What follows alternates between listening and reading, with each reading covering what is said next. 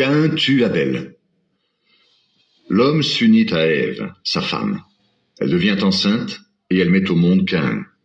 Puis elle dit, « Avec l'aide du Seigneur, j'ai donné la vie à un petit homme. » Elle met aussi au monde Abel, le frère de Caïn. Abel devient berger et Caïn cultive la terre. À la fin de l'année, Caïn apporte quelques récoltes du champ. Il les offre au Seigneur. De son côté, Abel apporte les premiers agneaux de son troupeau. Et il offre au Seigneur les meilleurs morceaux. Le Seigneur reçoit avec plaisir Abel et son offrande. Mais il ne reçoit pas Caïn ni son offrande. C'est pourquoi Caïn est très en colère. Son visage devient sombre de tristesse. Le Seigneur dit à Caïn, « Tu es en colère et ton visage est triste. Pourquoi? Si tu agis bien, tu peux te remettre debout. Si tu n'agis pas bien, le péché est comme un animal couché à ta porte.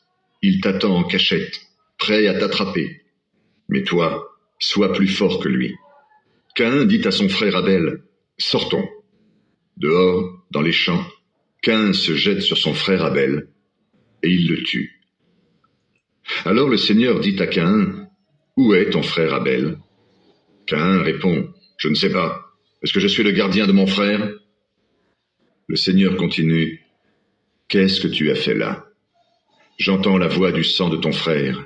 Dans le sol, elle crie vers moi pour demander vengeance. Le sol s'est ouvert pour recevoir le sang de ton frère que tu as tué.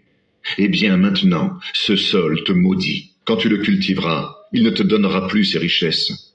Tu iras toujours d'un endroit à un autre, et tu ne pourras jamais t'arrêter sur la terre. » Caïn dit au Seigneur, « Ma punition est trop lourde à porter.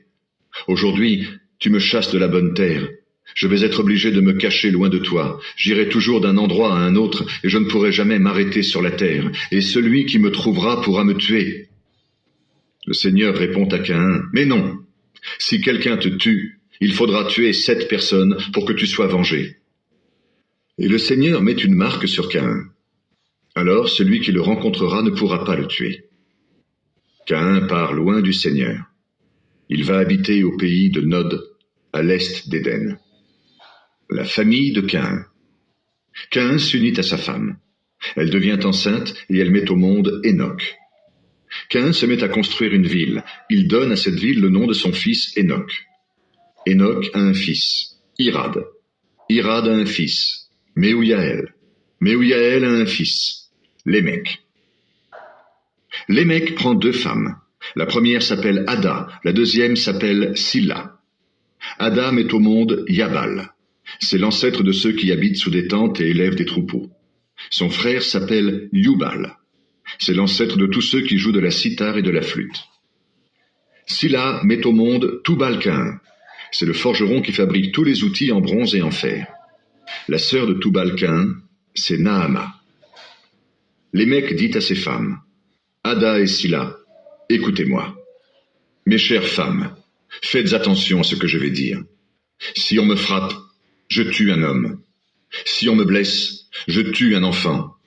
Pour venger Caïn, il faut tuer 7 personnes. Pour me venger, il faudra en tuer 77. » Adam s'unit encore à sa femme. Ève met au monde un fils.